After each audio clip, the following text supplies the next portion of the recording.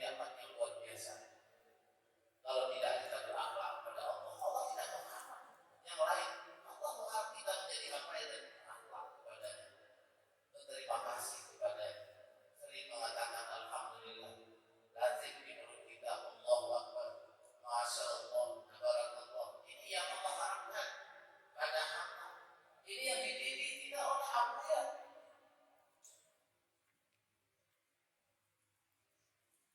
Agar batin kita ini saling dengan mulut berjalan kepada Allah.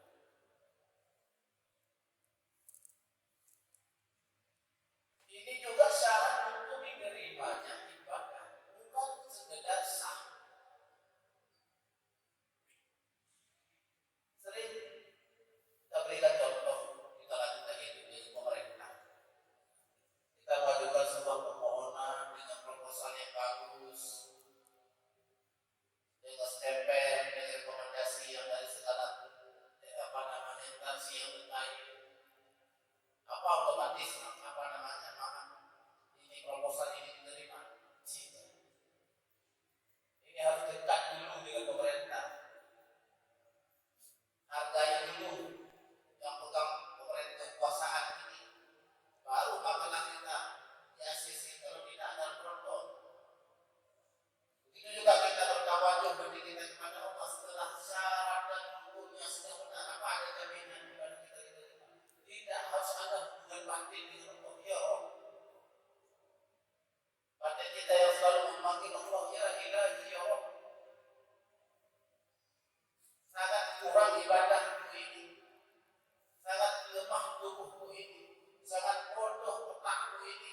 Terimalah ya Allah ibadah yang sangat kurang ini. Berikan dalam batinku untuk bisa melihat kebesaranmu ya Allah.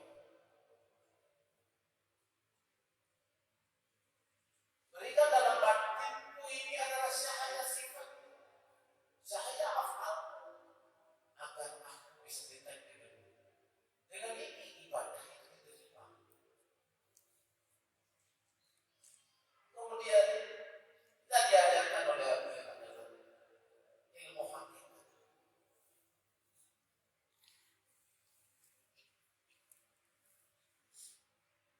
Ilmu kesufian supaya hilang syirik,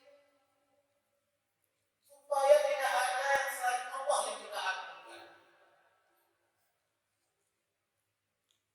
agar kita tidak terhijab oleh Wahabiyah. Alam ini waham, ini semua waham.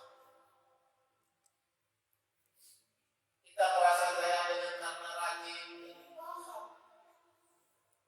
Bukan. Orang kaya dikayakan oleh Allah, orang miskin dimiskinkan oleh Allah, orang sehat disehatkan oleh Allah.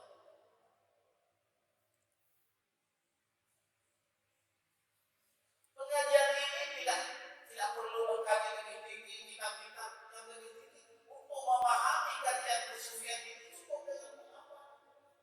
Tauhid kalam sudah kita paham.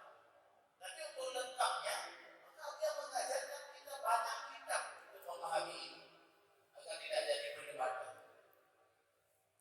Kalau di dalam tauhid kalam kita akui, wala qudratu illa bi qudratillah, tidak ada kuasa kecuali kuasa Allah. Itu adalah apa? Tidak ada selain yang ada Allah. Kita sering berpikir juga, la mawjuda illallah, tidak ada yang wujud kecuali Allah.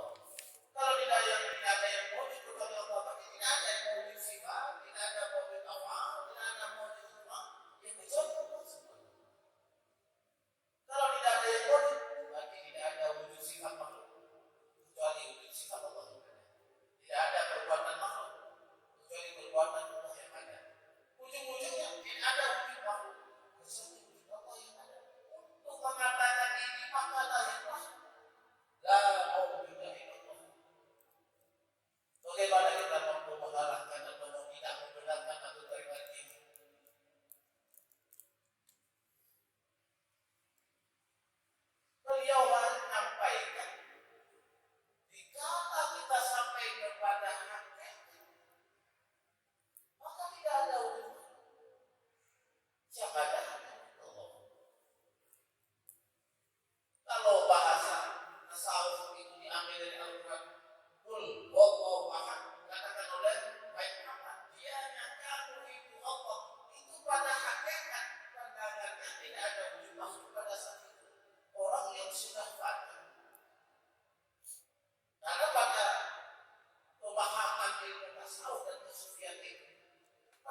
hakikat kita ini adalah Allah. Itu hakikat makhluk, bukan kita menjadi Allah. Hakikat kita, asal kita dari Allah.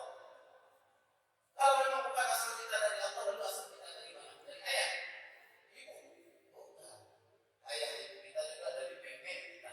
Nenek kita dari mana? Dari neneknya lagi. Nenek kita dari mana? Dari nenek lagi. Putuskan saja ceritanya. Dari mana? Dari Allah.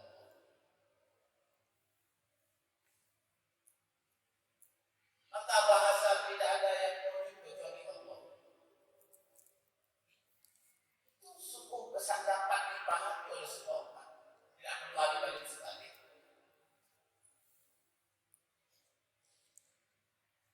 Di mana terjadi permasalahan? Ini hanya istilah-istilah tasawuf. Maka aku yang mengatakan belajar pada ahlinya. Ahlinya apa? Ahli memahami bahasa. Bukan ahli ilmu ini. Kita sudah lama mengamal ilmu ini dari nenek-nenek moyang kita sudah aman. Kita mengamalkan la ilaha illallah 3 kali. Yang pertama la ma'budu illallah. Itu hubungan kita dengan Allah, kita sebagai hamba. Kita mengatakan la ma'budu illallah. Tidak ada yang disembah kecuali Allah.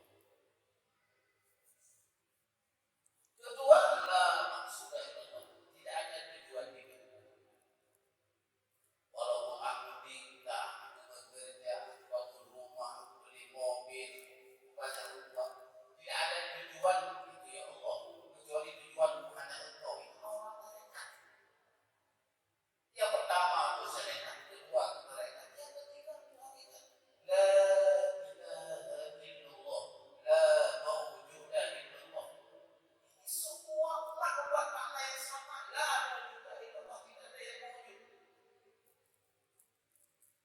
Pembahasan ini adalah di dalam ihsan.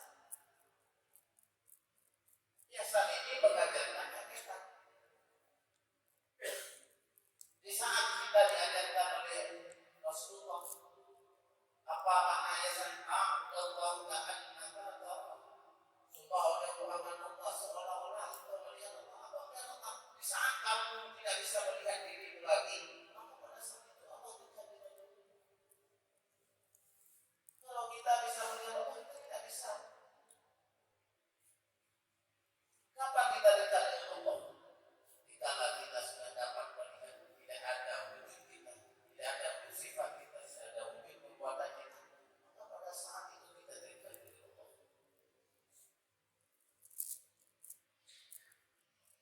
Maka Al-Quran mengatakan wa idza wajadta yatiman fa'awa. Apabila Allah mendapatkan kamu yatim, maka Allah akan memberikan tempat bagimu. Apa makna yatim? Kita tidak berpegang lagi dengan asbab, dengan alam ini. Maka hidup itu tidak perlu diragukan. Maka Allah akan memberikan tempat dalam dunia.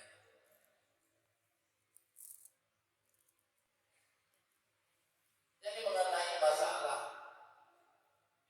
sampai yang masih diperpanjang-panjangkan, ini hanya kurang memahami istilah.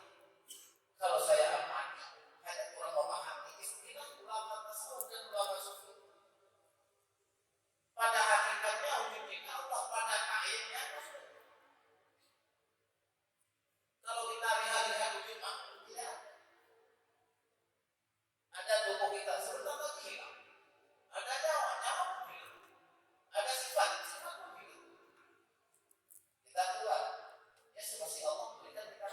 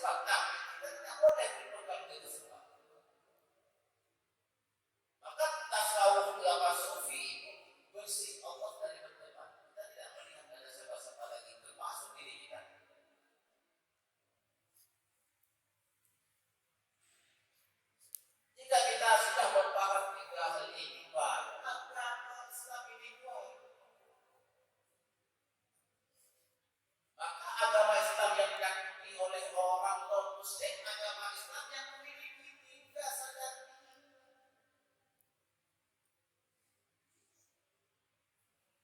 Kalau agama Islam kita hanya tentang hafal 13, hafal haji, tawaf, sa'i, umrah, segala hal kita zakat, sedekah. Itu Islam secara lahir pendidikannya. Kira orang kafir mereka tidak paham.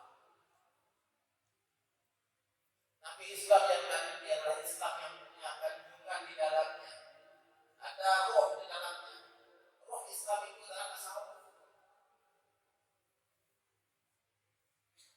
Karena manusia pada saat itu tidak berpegang dengan makhluk, manusia berpegang dengan Allah. Dia selalu dekat dengan Allah.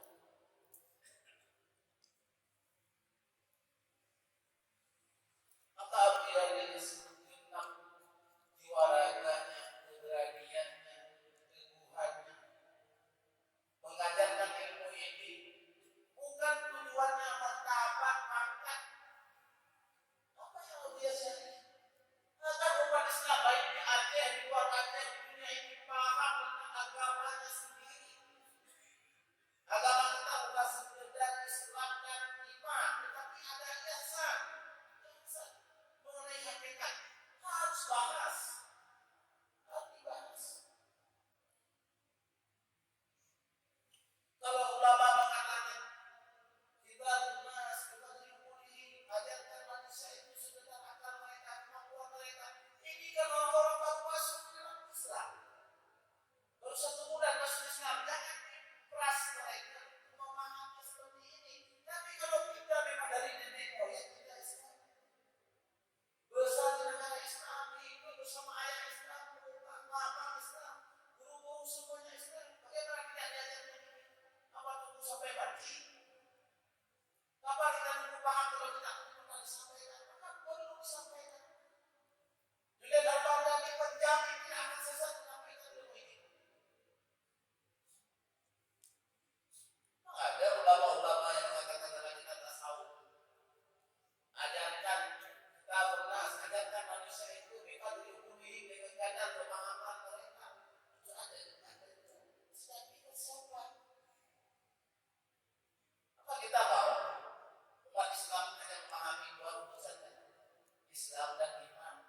Mengenai ihsan yang wajib mereka tahu, kita ragu menyampaikan. Seharusnya kita semua kompak hanya membantu aku ya dalam menjalankan hukum kesucian ini. Maka Islam ini benar-benar kokoh, ada zahirnya, ada batinnya.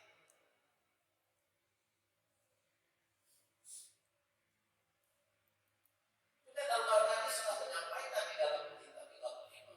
Sampaikan ilmu ini ala qaumin, kepada kaum. Siapa kaum? Umurnya 15 tahun, 16 tahun, 17 tahun, 45, 65, 70. Alim tidak alim, ala qaumin. Pada kaum. Dan mereka tidak akan sesat. Dan mereka akan mengambil bagian mereka masing-masing. Di antara kita pada malam ini ada yang sekedar memahami syariat, ambil sekedar. Ada yang memahami mereka, ambil. Ada yang sudah paham mengenai riwayat, ambil masalah riwayat. Kalau yang tidak memahami sama sekali masalah riwayat, jangan ambil. Dan tidak bisa diambil. Yang sesat tidak. Siapa yang bisa sesat? Tidak mungkin. Maka memahami ajaran yang sesat ini wajib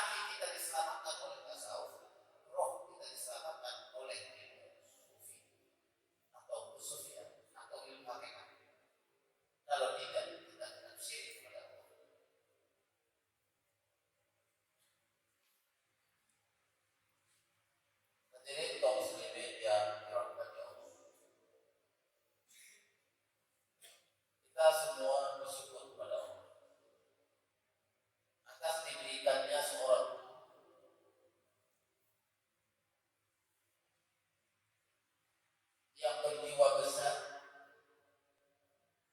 berani menyampaikan ilmu ini, menyelamatkan kita, menyelamatkan umat Islam semua. Tidak ada di balik sebuah perjuangan PTT ini kecuali hanya menyelamatkan umat.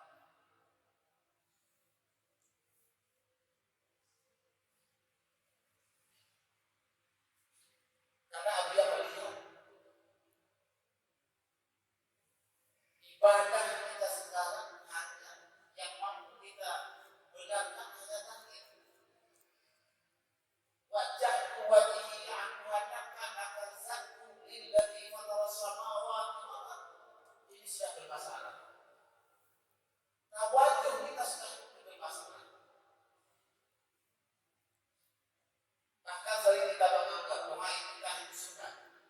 Ya sunat wahai kita, tapi maknanya tidak. Maknanya adalah penyembuhan seorang hamba di hadapan Allah di rumah kita. Kalau kita tidak pandai, bagaimana kita mengatakan wa mahyaya wa mamati lillahi rabbil alamin? Dari mana kita ambil air mata di hadapan Allah?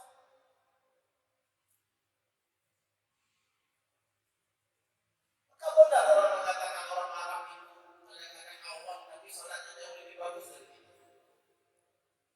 Mereka bertakbir lalu menangis karena batinnya berjalan kepada Allah.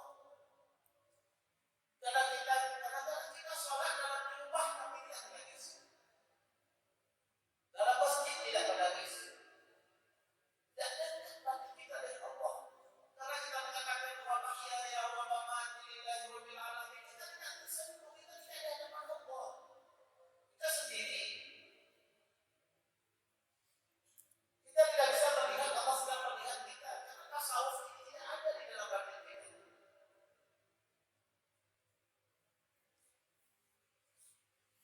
Coba kalau kita memahami ajaran diajarkan oleh Al-Quran, kita hadapkan batin kita kepada Allah. Kita melihat dengan batin kita sedang dihadap oleh Allah, sedang diperhatikan oleh Allah. Kita mengikrarkan dalam batin kita wa mahyaya wa mamati lillahi rabbil alamin. Hidupku dan batinku serahkan kepadamu ya Allah. Maka datanglah air mata min nuril qulub, daripada cahaya hati. Kalau kita ditanyakan bagaimana orang yang dekat dengan Allah, dekat dengan Allah itulah caranya. Dekat dengan Allah bukan tubuhnya, tapi dekat dengan Allah dalam hatinya. Bagaimana orang bisa nikmat dalam salat? Nikmat dalam salat karena dia merasa berdiri di hadapan Allah dan diperhatikan oleh Allah. Disinilah nikmat salat. Mangan dalam sembahyang. Wajjahtu wajhiya lilladzi fatara samawati wal ardh hanifan musliman wa ma ana minal musyrikin. Inna sholati wa nusuki wa mahyaya wa mamati lillahi rabbil alamin. Hidupku dan matiku kuserahkan kepadamu ya Allah. Itu bukan, memang tidak wajib wahai kita, tapi maknanya kita bisa dekat dengan Allah dengan ada pengakuan-pengakuan dirinya. Begitu juga dalam pembinaan sembahyang. Kenapa? Allahu Akbar, Allahu Akbar, Allahu Akbar. Turun dari berdiri, Allahu Akbar. Pada dasarnya juga bangun dari rukuk itu Allahu Akbar. Kemudian sujud Allahu Akbar. Bangun dari rukuk sujud Allahu Akbar. Supaya akbar Allah itu berkekalan dalam batin. Selalu Allah itu akbar dalam batin kita. Bagaimana perasaan berdiri di hadapan Allah yang Maha Akbar?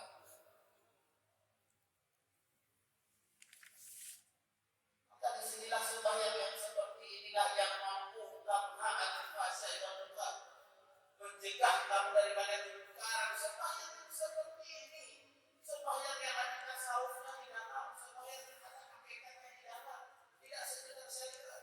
Kalau sembahyang sekedar syariat itu sembahyang yang masih ada syariat.